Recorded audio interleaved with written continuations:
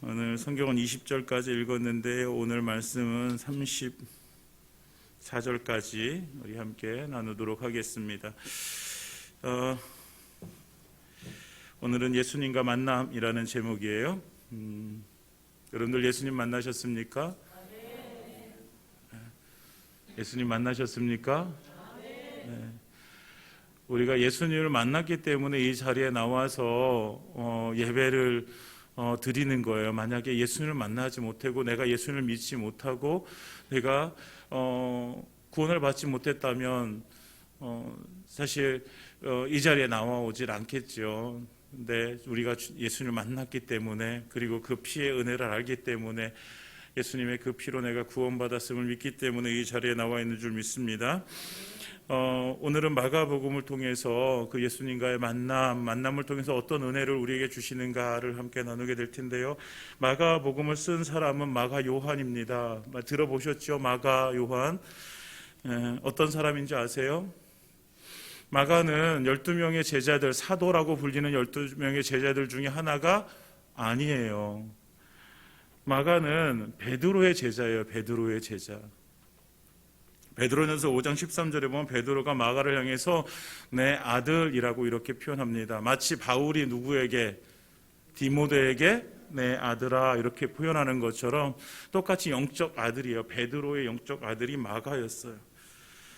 마가 요한은 성경에서 우리가 보게 되어지는 그 모습을 보면 바울이 1차 전도 여행을 떠났을 때 함께 동참했던 사람이 마가 요한이에요. 그런데 이 마가는 사실 부잣집 도련님 스타일이에요. 그래서 이제 가다 보니까 힘이 들잖아요.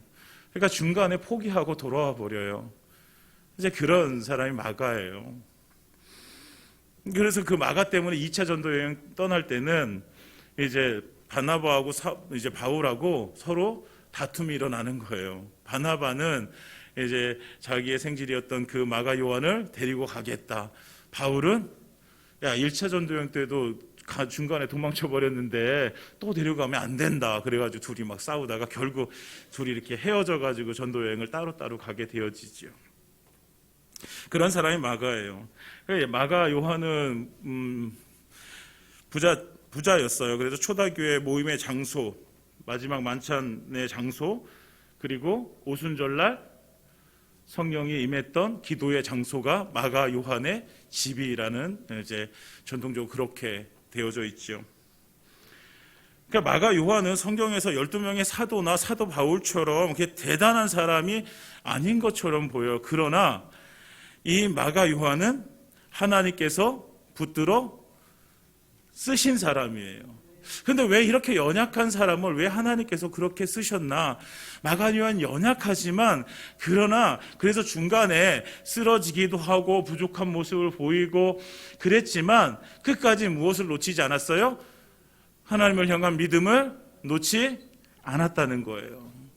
여러분, 우리가 하나님이 쓰시는 사람은 우리의 연약함이 없기 때문에 쓰시는 것이 아니라 완벽하기 때문에 우리를 쓰시는 것이 아니라 부족하지만 그러나 그 부족함을 알매도 불구하고 하나님 앞에 믿음을 떠나지 않고 계속해서 그 믿음을 지켜 행하는 사람을 주님께서는 쓰십니다. 저와 여러분들이 그 믿음의 사람들 되어지기를 원합니다.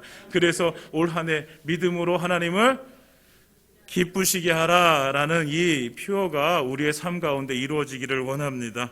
오늘 본문으로 들어가면 마가복음은 제일 짧은 복음서예요. 근데 하나님께서는 그 마가를 통해서 이 제일 짧은 복음서, 그러나 복음서 중에 제일 처음 써진 복음서, 그래서 이 마가를 통해서 이 복음서가 쓰여지게 되어져요. 마가는 예수님의 행적을 되게 빠르게 쓰고 있어요. 빠르게. 그래서 제일 짧은 복음서이면서 전개가요 제일 빨라요. 그러니까 보통 복음서 보면 1장에 보면 뭐가 나와요? 예수님의 탄생이나 족보나 이런 게 나오잖아요. 그런데 마가복음은요 1장에 벌써 예수님 침례 받으시고 그리고 광야에서 시험 받으시고 오늘 우리가 읽은 본문에 보면 사도들을 이제 제자를 택하시는 장면이 벌써 1장에 나와요. 1장에. 그러니까 1장에 다 나와 버려요. 그러니까 그만큼 막 빨리빨리 이제 이제 그 모습이 돌아가고 있어요. 근데 오늘 이제 본문에서 보고자 하는 것이 뭐냐면 예수님을 우리가 만나게 되어지는데 예수님이 새 장소에서 사람들을 만나게 되세요. 그래서 그 새 장소에서 예수님이 어떤 만남을 주시는가를 우리가 함께 나누길 원합니다. 첫 번째 장면이 어디냐면 갈릴리 해변이에요. 우리가 읽은 본문의 16절에 갈릴리 해변으로 지나가시다가, 그래서 갈릴리 해변에서 예수님은 이제 만나 주시는데, 갈릴리라는 곳은요, 갈릴리 해변은 예수님께서 이제 사역하셨던 그 대부분의 시간은 어디에서? 갈릴리에서 이루어져요. 여러분들이 이제 복음서를 통해서 예수님이 어떤 일을 행하셨다라고 알고 있는 대부분의 것들, 가령 오병이어의 기적이, 그리고 물 위를 걷는 기적이, 그리고 귀신 들린 그 2,000명의 귀신 들린 사람, 그래서 그 귀신을 돼지떼에 몰아넣고서 몰살시킨 장면, 물이 포도주가 되는 사건, 모두가 다 어디에서 일어난 거예요? 갈릴리에서 일어난 거예요. 그러니까 예수님께서 그 사역하시던 대부분의 시간은 갈릴리에서, 그 중에서 갈릴리라는 지역에서 가버나움이라는 곳이 예수님의 이렇게 사역의 전초 기지가 되어져요. 그래서 오늘 예수님께서 그 갈릴리 해변에서 무엇을 하시냐면 첫 번째 제자를 만나게 되어지시는 거예요. 이제 갈릴리 바다 주변을 이렇게 다니세요. 그러다가 그곳에서 막 땀을 흘리면서 이제 금을 던지는 두 사람을 보게 되어져요. 그 사람의 이름이 시몬과 안드레입니다. 이 시몬이라는 사람은 베드로죠. 그래서 베드로와 안드레를 만나게 되어져요. 성경에서 이들의 직업을 말하고 있어요. 이들의 직업은 어부예요. 어부. 힘들게 일하는 이 어부 베드로와 안드레. 사실 베드로와 안드레 이 사람은 어려서 이 바닷가에서 자라고 아버지가 그 배를 타는 어부였고 자기도 그 배를 타는 어부로 살아가게 되어져요. 사실 어부가 아니면 다른 것을 할 수 있는 기회를 갖지 못했어요. 그래서 그냥 베드로와 안드레는 이 어부가 자기의 천직이에요. 천직. 이거를 하지 않으면 다르게는 할 수 있는 일이 없어요. 지금은 뭐 쉽게 직업도 바꾸고 하지만 그 당시에 쉽게 직업을 바꿀 수가 사실 없거든요. 어렸을 때 배우면서 자란 게 이 어부의 삶이니까 베드로와 안드레는 이 어부의 삶을 살아가야 돼요. 근데 이 열심히 일하고 있는 이 둘을 예수님께서 만나 주시는 거예요. 그리고 이렇게 말씀하세요. 나를 따라오라, 내가 너희로 사람을 낚는 어부가 되게 하리라 라고 말씀하세요. 예수님께서 그들에게 말씀하실 때 나를 따라와라, 나를 따라오면 너희에게 4대 보험도 들어주고 내가 너희에게 월급을 얼마를 주고 내가 너희의 노후도 보장해주고 너희의 복지도 내가 보장해주고 그러니 나를 따라와라 이렇게 말씀하지 않으시잖아요. 그냥 예수님은 너희 나를 따라와라, 그러면 내가 너희로 사람을 낚는 어부가 되게 하리라 라고 말씀하시는 거예요. 어쩌면 예수님께서 되게 무모한 그런 콜링을 하시는 거예요. 부르시는 거예요. 여러분들이 만약에 이 베드로와 안드레라고 생각되어진다면 예수님의 이 부르심에 여러분들 어떻게 대답하시겠습니까? 사실 이들에게 나를 따라오라 라고 말씀하시는 것은 너희가 가지고 있는 그 그물을 버려두고 나를 따라와라 라는 거예요. 너희가 가지고 있는 그 배를 두고 나를 따라오라는 거예요. 너희가 지금 먹고 살기 위해서 그 생계를 위해서 지금 너희가 붙들고 있는 그것들 다 내려놓고 따라오라는 거예요. 이것에 우리가 예수님께서 그거 다 놓고 나 따라와라 라고 말씀하실 때 우리가 쉽게 예 라고 이렇게 말씀드리고 따라갈 수 있는 사람이 그렇게 많지는 않을 거예요. 목사님 시대가 변했잖아요. 그때는 지금같이 이런 시대가 아니잖아요. 여러분 그때도 힘든 거예요. 그때도 자기의 모든 것을 다 버려두고 예수님을 따라간다는 건요 쉽지 않은 일이에요. 그런데 예수님의 이 부르심 앞에 베드로와 안드레가 어떻게 합니까? 18절에 보면 곧 그물을 버려두고 따르니라. 곧 깊이 생각하지도 않아요. 예수님 부르시니 내가 따라가겠습니다 라고 따라가게 되어집니다. 이미 다른 복음서에 보면 이미 예수님과 베드로와 이 안드레와의 만남이 있었어요. 그래서 충분히 예수님의 신적 권위를 인정할 수 있는 시간이 있었어요. 그래서 베드로는 예수님의 신적 권위, 예수님이 하나님이 되심을 우리와 다르신 분이구나, 그리고 신적 권위, 하나님의 권위를 가지고 계신 분이라는 걸 알았기 때문에 예수님을 따라갈 수 있었던 거죠. 여러분, 예수님을 따라가는 것은요 무모한 일이 아니라 예수님을 우리가 믿기에, 예수님의 하나님 되심을 우리가 인정하기에 예수님을 따라가는 거예요. 무모하게 예수님 따라가는 것이 아니라 예수님이 하나님 되심을 믿기 때문에, 예수님의 나의 구원자 되심을 믿기 때문에, 그 예수님이 내가 따라가면 예수님이 나의 모든 삶을 책임져 주실 것을 믿기 때문에 예수님을 따라가는 거예요. 우리가 그것을 믿음이라고 얘기하는 거예요. 우리의 믿음은요 무모하지 않아요. 확실하게 우리의 믿음은 근거를 두고 있어요. 어디에요? 하나님의 말씀에 근거를 두고 있는 거예요. 말씀에 근거되지 않은 믿음은 사실은 헛된 거예요. 여러분, 세상에 살아가는 모든 사람들은 다 믿음이 있습니다. 그렇잖아요. 어떤 사람은요 어디 깊은 산 속에 어떤 큰 돌이 있는데 그 돌을 가가지고 만지면 아들을 낳는다고 하기에 그것을 믿고 가서 그 돌을 막 만져요. 만지면서 뭐라고 기도할까요? 그 사람은 아들을 낳게 해주옵소서.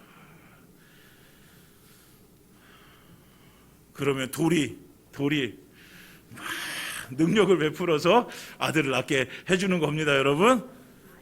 아니죠? 네. 이럴 때 아멘 해버리면은 이제 이래서 예배 때 졸면 안 되는 거예요. 막 이렇게 그런데 아멘 해버리면은 얼마나 창피하겠어요, 그렇죠? 여러분, 모든 사람은 다 믿음이 있는 거예요. 근데 믿음의 근거가 어디 있나요? 근거. 우리의 믿음의 근거는 하나님의 말씀입니다. 우리가 이 말씀 속에서 주시는 그 하나님의 계시된 말씀을 믿기에 우리는 그 하나님 앞에 우리의 삶을 드릴 수 있는 거예요. 베드로와 안드레도 마찬가지로 그 하나님의 신적 권위, 예수님의 신적 권위를 인정하기에 자기의 모든 것을 버려두고 예수님을 따라가게 되어집니다. 근데 이들만이 아니에요. 19절에 보면 예수님께서 조금 더 가시다가 세베대의 아들 야고보와 요한도 부르세요. 그들도 역시 어부였어요. 그들에게도 동일하게 예수님께서 부르십니다. 똑같이 부르셨을 거예요. 나를 따라오라, 내가 너희로 사람을 낚는 어부가 되게 하리라. 부르시니 이 야고보와 요한이 어떻게 해요? 그들도 20절에 보면 곧 부르시니 그 아버지 세베대를 품꾼들과 함께 배에 버려두고 예수를 따라가니라. 아멘. 여기서 우리가 예수님을 만난 사람들의 모습을 보게 돼요. 예수님을 만난 사람들은요 버리고 따라가는 삶을 살아가는 거예요. 첫 번째는 버려야 돼요. 버리고 따라가는 삶. 이 4명의 제자들이 버린 것은 뭐예요? 그물이에요. 그물. 이 그물이라는 것은 뭐예요? 그들의 생명이에요. 그들이 살 수 있는, 그들을 살게끔 해준 그 도구가 그물이에요. 그걸 버린다는 것은 뭐예요? 자기의 생명을 버리는 거예요. 그냥 단순히 그걸 버리는 게 아니라 그 생명을 누구에게 맡기는 거예요? 예수님께 맡기는 거예요. 나는 이 그물을 버리지만 그러나 예수님을 내가 따라가면 예수님께서 내 인생은 책임져 주실 거라는 믿음이 있죠. 그러니까 이 어부들에게 있어서 생명과도 같은 그물, 이것은 그들에게 가장 소중한 물건이에요. 근데 그 가장 소중한 물건을 누굴 위해서? 예수를 위해서 버리는 거예요. 예수님을 따라간다는 것은요, 예수님의 제자가 되어진다는 것은, 예수님을 믿음으로 살아간다는 것은 나에게 쓸모없는 것들을 버림으로 예수님을 따라가는 거예요. 내게 가장 소중한 그것을 버리고 예수님을 따라가는 거예요. 사도 바울은 뭐라고 고백합니까? 내게 있는 모든 것을 다 배설물처럼 여기노라. 왜?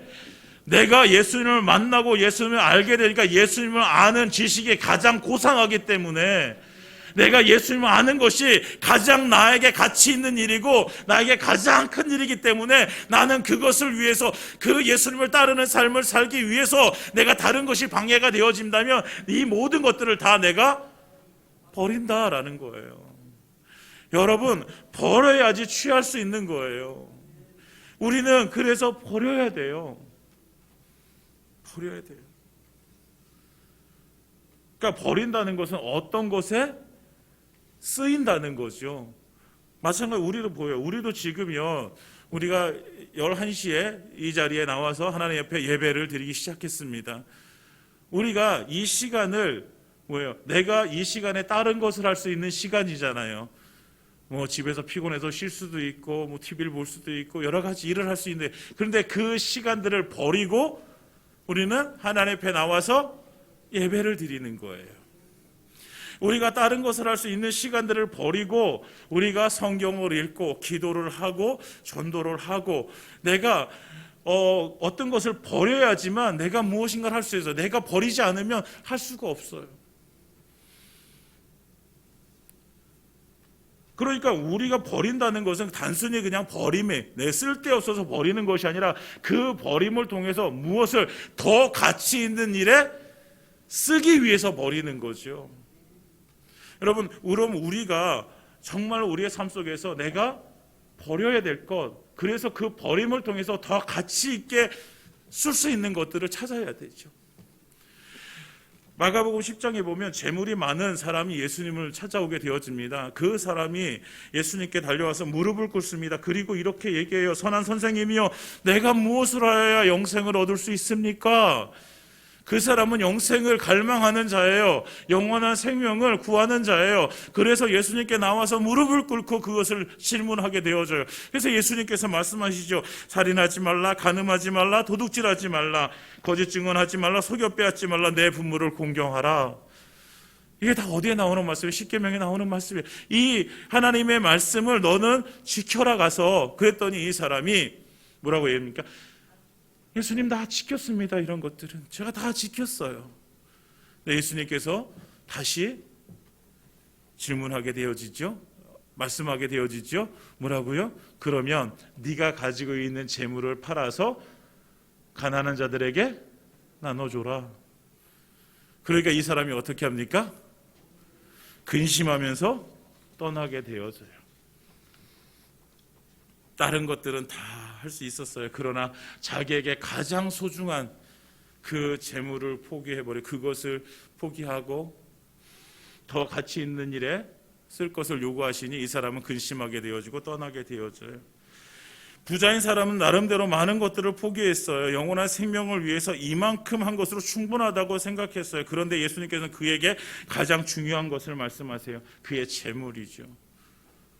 그 재물은 다시 말하면 이 베드로와 안드레, 야고보와 요한에게 치면 뭐예요? 그물이에요. 그 그물 버려두고 나 따르라는 거죠. 근데 이들은 그것을 버릴 수가 있는 이 사람은 자기의 그 생명과도 같은 재물을 버릴 수가 없게 되어져서 근심하게 되어지죠. 사랑하는 여러분, 여러분들은 지금까지 예수님을 위해서 많은 것들을 포기하면서 살아오셨을 거예요. 많은 것들을 버리셨을 거예요. 그런데 예수님께서는 우리에게 또 말씀하시는 거죠. 뭐를요? 네가 가지고 있는 그물을 버려라 라고 말씀하시죠. 내가 가지고 있는 그물, 예수님, 이거는 절대로 안 돼요. 이거는요, 제 생명과도 같은 거예요. 예수님은 그걸 아세요. 그 생명과도 같은 것임을 아세요. 그래서 그 생명과도 같은 것을 버리고 나를 따라올 수 있느냐라고 우리에게 물으시는 거예요. 믿음의 삶이라는 건요, 예수님께서 그 제자도에 대해서 말씀하시면서 너희가 나를 따라오려거든 너를 부인하고 네 자신을 부인하고 네 십자가 지고 나 따라와 라고 이렇게 말씀하세요. 그 십자가 지고 나 따라와 라고 말씀하시는 것이 바로 다시 말하면 네 금을 버리고 나 따라와 라고 말씀하시는 똑같은 거예요. 그것이 예수님은 제자라고 말씀하시는 거예요. 사랑하는 여러분, 내가 그물을 버렸다고 해서 여러분들 걱정하지 마세요. 염려하지 마세요. 주님께서는 그 버려진 그물, 그 그물 대신에 우리에게 또 다른 그물, 사람을 낚는 그 어부가 가지고 있는 그물을 우리에게 주시는 거예요. 그래서 새로운 목적을 주시고 그 목적에 맞게 삶을 살아갈 수 있도록 하나님께서는 풍성한 것으로 채워주실 줄 믿습니다. 지금까지는 그물을 가지고 그 그물 안에 무엇인가를 잔뜩 채우려고 살아갔다면 이제는 그 그물을 버리니 하나님께서 우리에게 또 다른 새로운 목적을 주시고 하나님의 가치에 맞는 목적을 주시고 그 목적을 살 수 있게끔 더 풍성한 것을 우리에게 채워주시는 거죠. 이것을 우리가 경험하는 것이 바로 믿음의 삶이라는 거예요. 사랑하는 여러분, 우리가 정말 주님의 부르심 앞에 우리가 그물을 버릴 수 있는 믿음, 그 그물을 버렸을 때 또 새로운 하나님께서 주시는 그 놀라우신 가치 속에 얻을 수 있는 그 목적을 발견하시고 그것 가운데 채워주시는 하나님의 은혜를 누리시는 저와 여러분들의 삶이 되어지기를 예수님의 이름으로 축원드립니다. 두 번째, 이제 제자들 4명의 제자를 주님께서 부르시고 예수님께서 부르시고 그들과 함께 어디로 들어가시냐면 21절에 가버나움에 있는 회당에 들어가시게 되었습니다.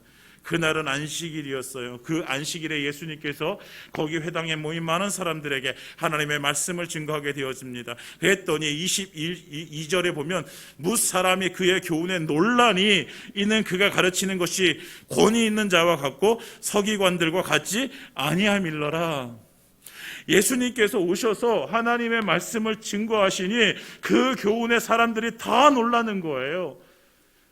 그리고 가르치는 것이 그 당시에 말씀을 가르쳤던 서기관들과 같지 않다라는 거예요. 그러니까 서기관들은 지금까지 말씀을 가르친다고 그렇게 섰는데 말씀을 잘못 가르친 거죠. 올바른 하나님의 말씀을 가르치지 못한 거예요. 그러니 이들은 정말 참된 하나님의 말씀을 듣게 되어지니까 이들이 놀라게 되어지는 거죠. 사랑하는 여러분, 말씀을 하는 것이 참 중요합니다. 그러나 말씀을 할 때 정말 잘 알아야 되는 거예요. 정확하게 알아야 되는 거죠. 물론 우리의 깨달음이 부족하고 지혜가 부족해서 그래서 하나님께서 우리에게 뭐라고 말씀해요? 너희가 지혜가 부족하거든 후히 주시고 꾸짖지 아니하시는 하나님께 구하라 라고 말씀하세요. 여러분, 우리는 하나님께 구해야 돼요. 무엇을요? 지혜를 구해서 하나님의 말씀을 깨달아 알 수 있도록 해야 돼요.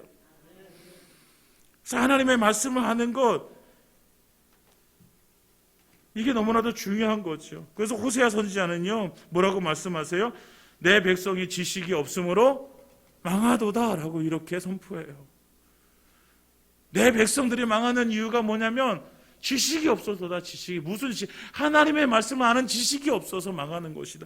아모스 선지자는 이렇게 얘기합니다. 주 여호와의 말씀이니라. 보라, 날이 이를지라 내가 기근을 땅에 보내리니 양식이 없어 주림이 아니며 물이 없어 가람이 아니요 여호와의 말씀을 듣지 못한 기갈이라 라고 이렇게 말씀을 선포합니다. 하나님의 그 심판의 날에 무엇 때문에? 하나님의 말씀을 아는 지식이 없어서, 하나님의 말씀이 없어서 기갈 때문에 우리는 망하게 되어지는 인생이 되어지는 거예요. 여러분, 우리가 망하는 건 하나님의 말씀이 없어서예요. 요즘은요 우리가 그 설교를 들으려면 얼마든지 들을 수 있잖아요. 여러분, 집에 있는 케이블 TV를 이렇게, 요즘은 대부분 다 케이블 TV 이렇게 달고 이제 살잖아요. SK에서, KT에서, U+에서 이런 거 이렇게 달잖아요. 그러면요, 분명히 어딘가에는요, CTS나 CBS나 하나님의 말씀, 설교를 들을 수 있는 그 채널이 꼭 있어요. 들어보셨어요? 네. 근데 언제나 말씀을 그냥 채널만 돌려도 말씀을 들을 수 있는 시대가 되어졌어요. 그런데 정말 우리가 말씀을 어떻게 구체적으로 주의 말씀을 우리가 깨닫고 그 말씀을 우리가 믿고 그리고 그 말씀을 실천하며 순종하며 살아가느냐? 사실 그렇지 않다는 거예요. 많은 사람들이 귀로 듣고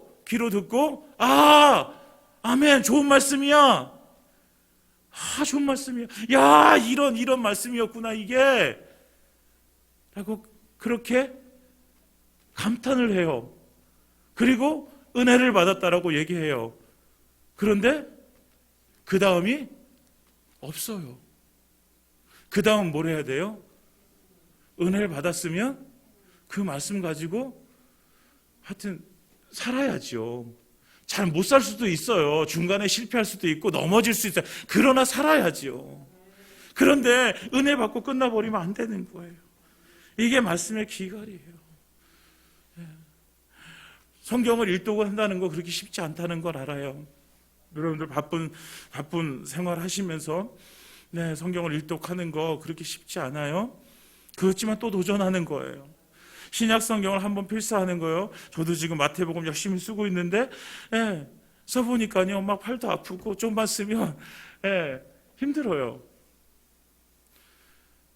여러분들도 쉽지 않은 거 알아요. 그러나 또 도전하는 거예요. 왜? 하나님의 말씀을 알아야 되기에, 하나님의 말씀의 은혜를 받아야 되기에, 그 말씀 가지고 내가 살아가야 되기 때문에 그래서 또 도전하는 거예요. 여러분, 목사님이 강구하지만 그거는 나랑 상관없는 일이야, 이렇게 생각하지 마세요. 하나님의 말씀을 떠나 살면 우리가 할 수 있는 것이 없어요. 하나님의 말씀을 떠나서 우리가 무엇을 할게, 우리가 하나님의 말씀을 떠나면 할 수 있는 것이라고는요, 우리의 육신의 욕심을 채우는 것밖에 없어요. 우리의 배를 채우는 것밖에 없어요. 우리의 영혼을 채울 수가 없어요. 하나님께서 원하시는 건 우리의 영혼을 채워야 되는 거잖아요. 우리의 영혼을 채워서 정말 하나님의 그 풍성하신 은혜가 어떤 것인지 알아야 되는 거잖아요. 그런데 언제까지 우리가 육신만 채우고 우리 배만 채우고 살아갈 수 있겠어요? 사랑하는 여러분, 한 번 더 도전합니다. 이번 올해 내가 일독을 하겠다, 내가 올해 신약성경 한번 필사를 해보겠다, 여러분들 다짐하시고 한번 도전해보세요. 도전. 이렇게 말씀드릴 때까지 그렇게 생각하시는 분들 계시잖아요. 이거 나랑은 상관없는 일이다, 이렇게 생각하시는 분들 계시죠? 아마 없을 거라고 믿습니다. 그래서 하나님의 말씀, 그래서 그 하나님의 말씀을 증거할 때 그 가버나움 회당에서 예수님은 어떤 만남이 이루어지냐면, 거기에 더러운 귀신 들린 사람이 한 사람이 있어요. 그 사람이 소리를 지르면서 24절에 나사렛 예수여, 우리가 당신과 무슨 상관이 있나이까? 우리를 멸하러 왔나이까? 나는 당신이 누구인 줄 아노니 하나님의 거룩한 자니이다, 라고 이렇게 귀신 들린 자가 예수님의 존재에 대해서 말하고 있어요. 그랬더니 예수님께서 꾸짖어 이르시되 잠잠하고 그 사람에게서 나오라. 예수님께서 말씀하시니 그 사람에게 잠잠하고 그 사람에게서 나오라 말씀하시니 그 사람이 경련을 일으키고 큰 소리를 지르며 귀신이 나가게 되어집니다. 할렐루야. 하나님의 말씀 27절에 보면 그 사람들이 다 놀라서 서로 이제 이렇게 말합니다. 이는 어찌미냐? 권위 있는 새 교훈이로다. 더러운 귀신들에게 명한즉 순종하도다 하더라. 예수님께서 그 말씀하신 것이 뭐야? 권위 있는 새 교훈이에요. 하나님의 말씀의 능력이 있는 거예요. 여러분, 우리가 무엇 가지고 그 능력을 얘기하겠어요? 하나님의 말씀의 능력이 있는 거예요. 하나님의 말씀을 의지해서 기도할 때 능력이 있는 거예요. 하나님의 말씀을 의지해서 살아갈 때 능력이 있는 거예요. 하나님의 말씀이 오늘 가버나움 회당에서 이 귀신과의 만남 속에서 우리가 알게 되어지는 것은 뭐예요? 하나님의 말씀을 만나니, 예수님을 만나니 뭐가요? 귀신이 떠나가게 되어지는 거예요. 할렐루야. 귀신이 떠나가는 역사는요, 예수님을 만날 때 이루어지는 거예요. 그 귀신이 떠남으로 인해서 이 사람이 어떻게 돼요? 자유케 되어지는 거예요. 하나님 여러분, 우리의 영혼은 그 자유함을 누려야 돼요. 예수 믿는다고 하면서 다른 것에 얽매여서 살아가면 안 돼요. 우리의 영혼이 다른 것에 마귀는 계속해서 우리를 그 무엇인가로 얽매이기 위해서, 왜? 그 자유를 빼앗기 위해서 계속해서 우리를 향해서 달려드는 거예요. 근데 그 자유를 빼앗길 수가 없어요. 우리는 더 이상 죄의 종으로 살아갈 수가 없어요. 우리는 하나님께서 주신 그 은혜로 말미암아서 우리의 영혼의 자유함을 누리고 살아가야 되는 거예요. 그러기 위해서 우리가 무엇을? 예수님을 만나야 되는 거예요. 우리가 하나님의 말씀을 만나야 되는 거예요. 그럴 때에 이 귀신이 쫓겨나고 우리는 영혼의 자유함을 누리며 살아갈 수 있게 되어집니다. 사랑하는 여러분, 정말로 우리가 예수님을 만나, 여러분들이 예수님을 만나 그 말씀 속에서 예수님을 만나서 정말 영혼의 자유함을 누리시는 저와 여러분들의 삶이 되기를 예수님의 이름으로 축원드립니다. 그리고 세 번째 만남, 그 회당에서 나오셔서 이제 어디로? 야고보와 요한과 함께 시몬과 안드레의 집에 들어가시니 시몬의 장모가 열병으로 누워 있어요. 그러니까 여기서 알게 되죠. 시몬은 이미 결혼한 사람이라는 것을 알 수 있죠. 그러니까 이 시몬이요, 뭐 다른 사람들은 잘 모르겠어요. 근데 시몬, 베드로는요, 가정을 가지고 있잖아요. 근데 가정을 가지고 있는 사람이 그 금을 버려두고 예수님 따라간다는 게 쉽지 않아요. 쉽지 않잖아요. 아마 되게 욕먹었을 거예요. 아마 부인한테. 그렇겠죠? 저 인간은 집안도 안 돌보고서 저거. 근데 이 시몬의 이제 장모의 집에 들어가, 이제 거기 집에 들어가서 장모가 열병으로 누워 있는 거예요. 그때 예수님께서 어떻게 하세요? 나아가서 그 손을 잡아 일으키니 열병이 떠나고 그 여자가 그들에게 수종드니라. 예수님과의 만남은 좀 전에는 무엇의 자유함을 주셨어요? 영혼의 자유함을 주셨어요. 지금은 육신의 자유함을 주시는 거예요. 그 병에서 놓여 자유케 하시는 하나님의 은혜를 누리게 되어지는 거죠. 예수님과의 만남은 우리의 육신을 자유케 하시는 은혜를 누리게 되어지는 것입니다. 그래서 예수님은 우리의 영혼과 육신이 모두 자유함을 얻기를 원하시는 거예요. 여러분, 우리의 육신이 중요합니까? 영혼이 중요합니까? 그 육신은 중요하지 않은가요? 육신 중요한 거예요. 예, 옛날의 영지주의자처럼 영혼은 중요하고 육신은 안 중요할, 이게 아니에요. 우리의 육신도 중요한 거예요. 중요하지 않았으면 하나님께서 우리에게 육신을 주시지 않으셨겠죠. 이 육신 가지고 분명히 해야 될 일이 있기 때문에, 사명이 있기 때문에 우리에게 육신을 주신 거예요. 이건 그래서 중요한 거예요. 성경은 우리에게 이 몸이 뭐라고 얘기해요? 하나님의 성전이라고 얘기해요. 중요한 거죠. 우리가 이 몸을 어떻게 거룩한 산제물이 되어져서 하나님께 예배해야 된다라고 말씀하세요. 그것이 뭐예요? 우리의 몸이에요. 이 몸을 거룩함으로 하나님께 드려야 되는 거예요. 그래서 육신은요, 중요해요. 그런데 이 육신을 가지고 죄에 빠져서 살기 때문에 우리가 이 육신은 자꾸 경계해야 되는 거죠. 그러니까 우리가 이 육신도요, 잘 관리해야 돼요. 잘 관리. 네. 이렇게 말하기엔 제가 좀 창피해요. 제가 관리를 잘 못해서. 하여튼 관리를 해보겠습니다. 저도. 여러분도 관리 잘 하시기 바랍니다. 왜요? 이거 관리 잘 못하면요, 아파봐요. 아프면 아무것도 못해요. 기도도 못하고요. 누워서 기도하면 되죠. 정말 아프면요, 누워서 기도도 안 나와요. 막 죽어가지고 막 짜증만 나고 막 그래요. 여러분, 오직 말씀, 오직 기도, 좋아요. 그렇지만 여러분들의 육신도 챙기시기 바랍니다. 육신이 건강해야죠. 할 수 있어요.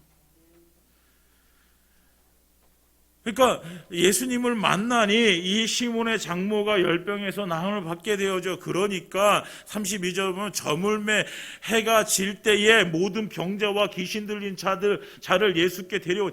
사람들이요, 이제 저물어 해질 때가 언제냐면요, 이제 안식일이었잖아요. 안식일이 끝날 때예요. 안식일은요, 금요일 저녁부터 토요일 저녁까지가 안식일이었어요. 유대인의 안식일이. 그러니까 토요일 저녁, 이제 해가 져서 안식일이 끝났을 때 사람들이 이제 예수님 앞에 다 나오는 거예요. 뭐 하기 위해서?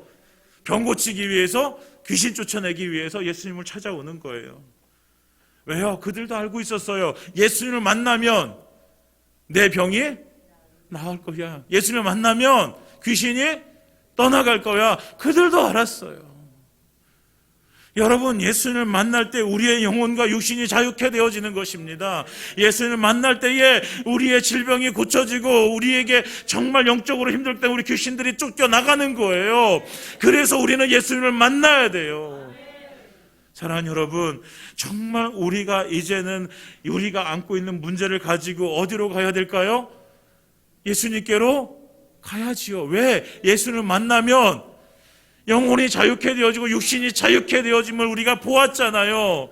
그러면 우리가 힘들면 우리가 가지고 있는 문제를 가지고 이제는 예수님께로 가지고 가야죠. 아는 거는 아는 거고 내가 믿는 거는 따로 있고 이러면 안 되잖아요. 내가 아는 것을 믿고 그것을 믿음으로 내가 살아가야 되는 거잖아요. 사랑하는 여러분, 우리가 예수님을 만나러 갈 때에 주님께서는 우리에게 이 육신의 자유와 영혼의 자유함을 주실 줄 믿습니다. 우리가 하나님 앞에 우리의 삶을 내어드리며 정말 주님 앞에 날마다 나아가는 삶을 살아가시기를 예수님의 이름으로 축원드립니다. 이제 말씀을 마치겠습니다. 예수님께서 오늘 세 가지의 만남을 우리에게 보여주셨어요. 갈릴리 해변에서의 만남을 통해서 버리고 따르는 삶, 그 버리고 따르는 삶은 새로운 목적을 주셔서 버리고 따르게 하시는 그 은혜를 누리게 하시죠. 가버나움 회당에서는 영혼의 자유함을 주시고, 그리고 시몬의 집에서는 뭐예요? 육체의 자유함을 주시게 되어집니다.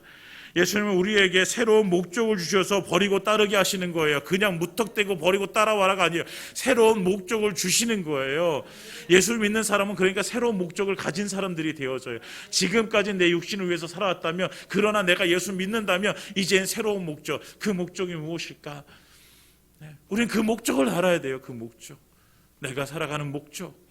이 목적이 없으면 그냥 오늘 하루 그냥 그럭저럭 살고, 내일도 그럭저럭 살고, 그냥 그럭저럭 살다가 그냥 그럭저럭 천국에 가면 그냥 되는 인생으로 사는 거예요.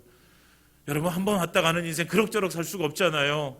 정말 위대한, 하나님을 위해서 위대한 것을 꿈꾸고 그 꿈꾼 것을 이루는 여러분들 되시기 바랍니다.